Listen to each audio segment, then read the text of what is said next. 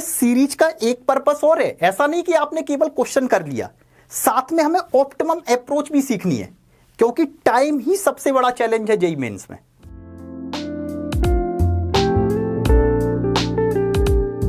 Hello students, welcome to Impact. आज का session start करने से पहले मैं आपको अपने बारे में बता रहा हूं और इस सेशन हम लोग किस लिए रख रहे हैं इसके बारे में भी थोड़ा बात करेंगे। तो मेरा नाम परिवर्तन गुप्ता है। मैं रिसेंटली एकेडमिक हेड हूँ इम्पैक्ट इंस्टीट्यूट में, और अगर मैं बात करूँ तो मैं पिछले 12 सालों से आईआईटी जेईई ओलंपियाड एंड केबीपीवाई के लिए मैथमेटिक्स की प्रिपरेशन करा रहा हूँ। पिछले 12 सालों में मैंने बंसल, फिटजी और वीएमसी में पढ़ाया है, और यहाँ पर बहुत सारे स्टूडेंट्स को मेंटर करते हुए अगर मैं बात करूँ तो जेईई एडवांस में रैंक 21, 81 एंड 128 भी आई है। तो इस एक्सपीरियंस के साथ यहाँ पर इम्पैक्ट में मैं पिछले 6 सालों से बच्चों को आईआईटी की प्रिपरेशन करा रहा हूँ, और जिसमें लगभग हर साल 25 स्टूडेंट्स आईआईटी में सिलेक्ट होते हैं। तो अब हम बात कर रहे हैं कि ये वीडियो मैं बना किस लिए रहा हूँ। तो इस वीडियो का जो मेन पर्पस है, अभी रिसेंटली जो जेईई मेंस या एडवांस का पैटर्न चल रहा है, तो आप लोग ये तो जानते ही हो कि चाहे जेईई मेंस हो या जेईई एडवांस हो, उसमें जो सबसे टफ सेक्शन होता है वो मैथमेटिक्स का होता है। रीजन क्योंकि टफ तो है ही, साथ में वो बहुत ज़्यादा टाइम टेकिंग है। अगर मैं लास्ट 2-3 ईयर से जितने भी स्टूडेंट्स हैं उनके साथ बात करने के बाद मुझे ये पता चला है कि बहुत ही ज़्यादा टाइम टेकिंग पेपर आ रहा है। इनफैक्ट अगर मैं अभी लास्ट अटेम्प्ट की भी बात करूं जो जनवरी में हुआ था, तो उसमें एक एवरेज बच्चा मैथमेटिक्स वाले सेक्शन में लगभग 10 क्वेश्चन ही अटेम्प्ट कर पाया है। बहुत ही अच्छे बच्चे हैं वही 15 से 20 क्वेश्चन अटेम्प्ट कर पा रहे हैं। रीजन क्योंकि क्वेश्चन अगर आसान है तो बहुत लेंदी है, और कुछ क्वेश्चंस नो डाउट बहुत टफ भी आ रहे हैं, स्पेशली मैथमेटिक्स सेक्शन में। लेकिन यहां पर एक बात नोटिस करने वाली है कि जो मैथमेटिक्स का सेक्शन है, इनफैक्ट तीनों सब्जेक्ट में कोई भी अगर सेक्शन है, तो अगर आप लास्ट 5 ईयर जेईई मेंस के क्वेश्चन देखोगे तो बहुत सारे क्वेश्चन रिपीटेड हैं। अब आपको करना क्या है कि जो रिपीटेड क्वेश्चंस हैं, आपको पहले तो जेईई मेंस के प्रीवियस ईयर के क्वेश्चंस की प्रैक्टिस करना है। तो आप खुद ही देखोगे कि बहुत सारे कॉन्सेप्ट या बहुत सारे क्वेश्चंस रिपीटेड हैं। तो आपको एक अप्रोच बिल्डअप करनी है कि इस टाइप के क्वेश्चन से मुझे अप्रोच लगानी है। इससे क्या होगा कि जब भी वैसा क्वेश्चन फिर से आपके सामने आएगा तो आपको या तो उसका डायरेक्ट फॉर्मूला पता होगा, और अगर फॉर्मूला नहीं भी पता होगा तो आपको अप्रोच तो पता ही होगी। और जैसे ही आप डायरेक्ट अप्रोच उसमें लगाओगे तो नो डाउट आपका टाइम कम होगा। ठीक है, तो इन सब बातों का ध्यान रखते हुए मैं आपके लिए एक बहुत ही स्पेशल सीरीज स्टार्ट करने वाला हूं, जिसमें मैं प्रीवियस ईयर के जेईई मेंस, जेईई एडवांस के क्वेश्चन डिस्कस करूंगा, और साथ में अगर मैं बात करूं कि जो एक्सपेक्टेड क्वेश्चंस हैं, अगर कुछ एक्सपेक्टेड क्वेश्चंस भी हैं जो अभी तक तो नहीं आए हैं लेकिन कमिंग ईयर्स में आ सकते हैं, तो ऐसे कॉन्सेप्ट या क्वेश्चंस को भी हम इस सीरीज में डिस्कस करने वाले हैं।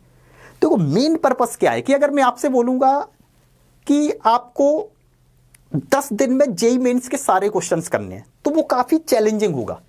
तो इस सीरीज के थ्रू हम क्या रहेंगे, through out the year previous year के क्वेश्चंस के साथ कनेक्टिंग रहेंगे। फॉर एग्जांपल, अगर आप सपोज क्लास 12th में हैं, आपने 11th कंप्लीट कर लिया है, आप 12th में हैं, तो प्रैक्टिकली ये पॉसिबल नहीं है कि जब आप 12th का सिलेबस कर रहे हैं तो उस समय प्रैक्टिकली पॉसिबल नहीं है कि आप क्लास 11th के प्रीवियस ईयर कर रहे हो। ठीक है, जैसे फॉर एग्जांपल आपने क्लास 12th स्टार्ट किया, 12th में हम लोगों ने स्टार्ट किया फंक्शन से, तो आपका मेजर फोकस फंक्शन के लिए होगा, ना कि जो आपने क्लास 11th में पहला टॉपिक किया है आप उसको इग्नोर कर जाओगे। तो हम क्या करने वाले हैं कि अगर आप क्लास 12th में हो तो क्लास 11th में आपने जितने भी चैप्टर्स किए हैं, सबसे पहले मैं उन चैप्टर्स के पीवाईक्यू लेके आऊंगा इस सीरीज में। ओके, तो इससे क्या होगा कि आपके ऊपर बर्डन भी नहीं होगा, और इस सीरीज में मैं डेली एक क्वेश्चन डिस्कस करूंगा जो भी प्रीवियस ईयर में आया हुआ क्वेश्चन है और अच्छा सवाल है, तो डेली एक क्वेश्चन डिस्कस करूंगा, उस कॉन्सेप्ट को डिस्कस करेंगे।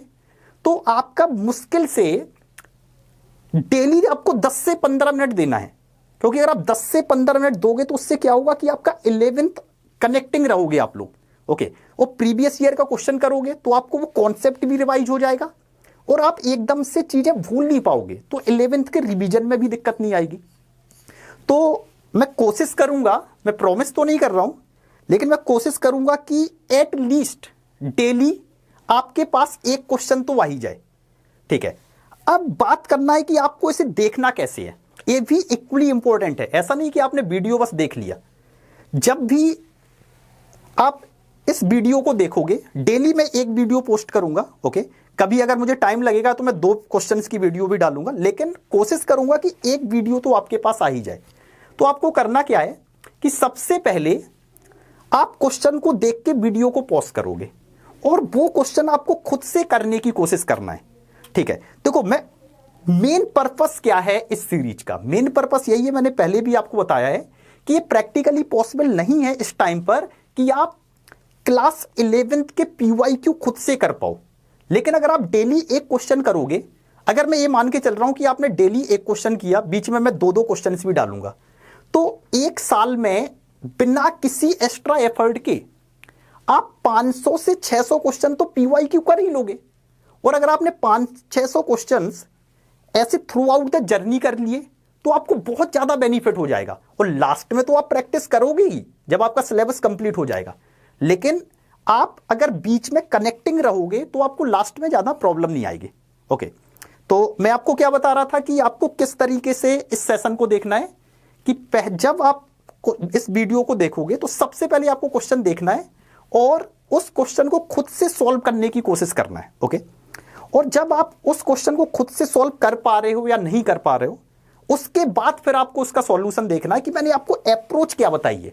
हो सकता कि मैं आपको कुछ उसका बहुत अच्छा तरीका बता दूं, तो आपको यही अप्रोच माइंड में रखनी है कि ताकि जब भी नेक्स्ट क्वेश्चन इस टाइप का आए तो फिर आपसे होना भी चाहिए और कम टाइम में होना चाहिए। ओके, तो इसी पर्पस के साथ हम लोग इस सेशन को स्टार्ट करेंगे। और दूसरी बात यह है कि आपको फिर ऐसा नहीं करना है कि आपने एक वीडियो देखा आप दूसरा नहीं देख रहे हो। मैं आपसे वही बोल रहा हूं कि डेली आपका 10 to 15 मिनट्स टाइम लगेगा, लेकिन आपकी लर्निंग इसमें बहुत ज्यादा होगी।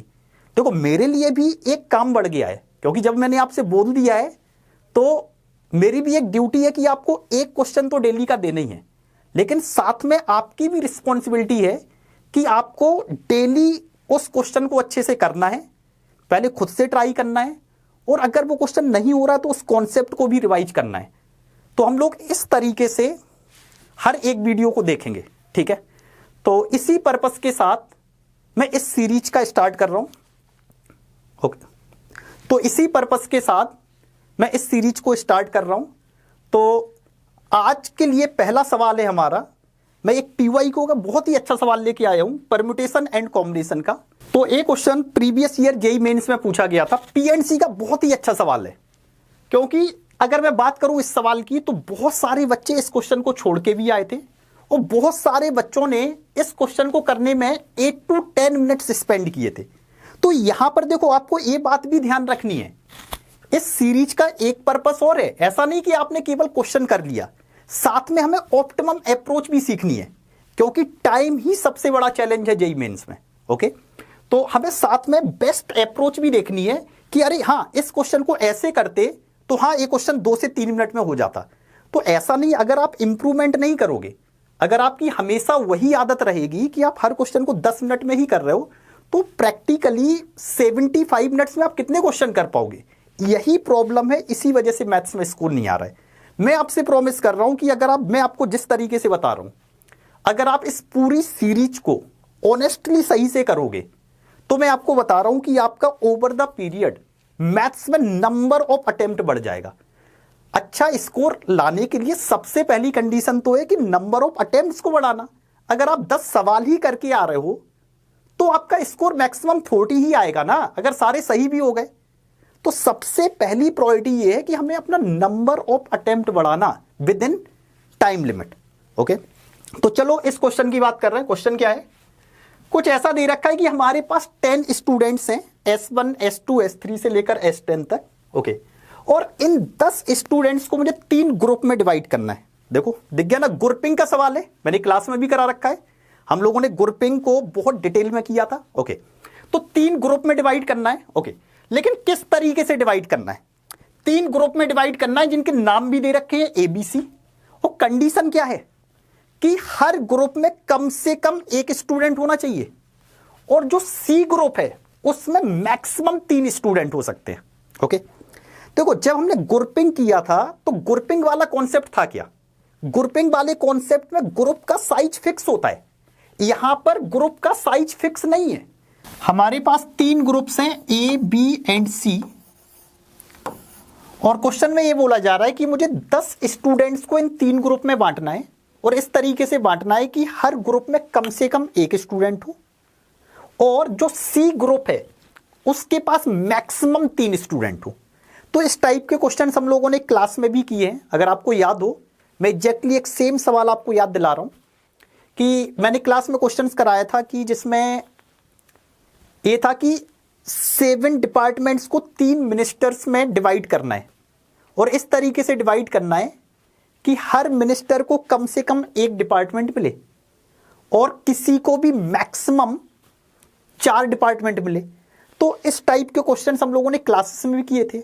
तो एक तरीका तो क्या होगा इस क्वेश्चन को करने का कि पहले मैं ये डिसाइड कर लूं कि मैं किस ग्रुप में कितने स्टूडेंट्स भेज रहा हूं। ओके, तो कंडीशन क्या है कि कम से कम एक स्टूडेंट तो हर ग्रुप में जाना है। ओके, तो एक तरीका ये हो सकता है, और C के पास मैक्सिमम कितने जाने? 3। तो यहां पे नंबर ऑफ केसेस तो बहुत ज्यादा बन जाएंगे। जैसे फॉर एग्जांपल आप बोलो कि मैं बोल रहा हूं कि सपोज C के पास एक स्टूडेंट जा रहा है, C ग्रुप में एक स्टूडेंट है, तो यहां पे कितने केस बनेंगे? अब 9 स्टूडेंट बचे हुए हैं, तो आप ऐसे लिखोगे 1 8 या फिर 2 7 3 6, और इस टाइप के बहुत सारे केसेस बनते जाएंगे। ठीक है, और फिर कौन से केसेस आएंगे? फिर वो केसेस भी आएंगे जब C ग्रुप में 2 स्टूडेंट हैं, तो अब कितने स्टूडेंट बचे? 8। तो 8 को हम किस तरीके से डिवाइड कर सकते हैं? 1 7 या फिर 2 6 या फिर 3 5 एंड सो ऑन, ऐसे बहुत सारे केसेस बनेंगे। तो प्रैक्टिकली यहां पर केसेस बना के क्वेश्चन को सॉल्व कर पाना with in time limit possible नहीं है। तो अब आपको इस क्वेश्चन को कैसे करना चाहिए इसके बारे में बात कर रहे हैं। यहां पर कुछ ऐसा कंस्ट्रेंट किस पर है? C पर। ओके, तो मैंने पहला केस वो लिया कि जब मैंने बोला कि C को, ठीक है, ग्रुप C में मैंने एक स्टूडेंट को रख दिया। ओके, तो ग्रुप C में एक स्टूडेंट रख दिया, और बाकी के बचे हुए 9 स्टूडेंट्स को E एंड B में बांट दिया। और किस तरीके से बांटना है कि हर ग्रुप में कम से कम एक स्टूडेंट होना चाहिए। सो इस केस का आंसर क्या आएगा? 10C1। 10C1 का मतलब है कि मैंने 10 में से एक स्टूडेंट लिया और उसको ग्रुप C में रख दिया। ओके, अब 9 स्टूडेंट बचे हुए हैं, और 9 स्टूडेंट्स को group A and group B में बांटने के कितने तरीके होंगे? 2 की पावर 9 - 2, क्योंकि साथ में ये भी है कि हर ग्रुप में कम से कम एक स्टूडेंट होना चाहिए। ओके, सो ये कितना बन जाएगा? 10C1 10 हो गया, 2 की पावर 9 5 1 2 -2, सो 5 10, सो ये कितना बन जाएगा? 5100। दूसरा केस ऐसा भी हो सकता है कि ग्रुप C में हम लोगों ने 2 स्टूडेंट को भेज दिया। जब ग्रुप C में 2 स्टूडेंट को भेजा तो ये काम करने के कितने तरीके? 10C2, भाई 10 में से 2 स्टूडेंट को सिलेक्ट किया और ग्रुप C में रख दिया। ओके, अब बचे हुए 8 स्टूडेंट को E एंड B में बांटना है, और किस तरीके से बांटना है कि हर ग्रुप में कम से कम एक स्टूडेंट तो रखना ही है। सो 2 की पावर 8 -2, सो ये कितना बन जाएगा? 10C2 तो हो जाएगा 45 इंटू 2 की पावर 8 होता है 256 -2, सो 256 -2 कितना हो जाएगा? 254। ओके, सो 45 इंटू 254, इसे हम कैलकुलेट कर लेंगे। ओके, तीसरा केस बनेगा जब ग्रुप C में 3 स्टूडेंट हैं। तो ग्रुप C में कोई भी 3 स्टूडेंट हो सकते हैं ना। एक काम कितने तरीके से हो सकता है? 10C3, 10 में से कोई भी 3 स्टूडेंट ग्रुप C में चले गए। अब बचे हुए 7 स्टूडेंट्स को E एंड B में बांटने के तरीके 2 की पावर 7 माइनस 2। ओके, सो 10C3 10C3 कितना होगा? 10C3 होगा 120 इंटू 2 की पावर 7, 2 की पावर 7 मतलब 128 माइनस 2, सो हो जाएगा 126। इसे मल्टीप्लाई कर देंगे। ओके, सो 45 इंटू 254 हो जाएगा हमारा 11,430 एंड 126 इंटू 120 हो जाएगा 15,120 और इन तीनों को ऐड कर देंगे सो आंसर आ जाएगा। तो इन तीनों को ऐड करने पर मिलेगा 31,650। सो 31,650 इज द आंसर। तो नेक्स्ट वीडियो में मैं और भी क्वेश्चन लेके आऊंगा। तो नेक्स्ट वीडियो में हम लोग नेक्स्ट क्वेश्चन डिस्कस करेंगे। तब तक आप इस क्वेश्चन को बहुत अच्छे से समझो, और अगर आप ये क्वेश्चन अभी भी नहीं हो रहा है तो आप इससे रिलेटेड कॉन्सेप्ट को रिवाइज करो। Thank you.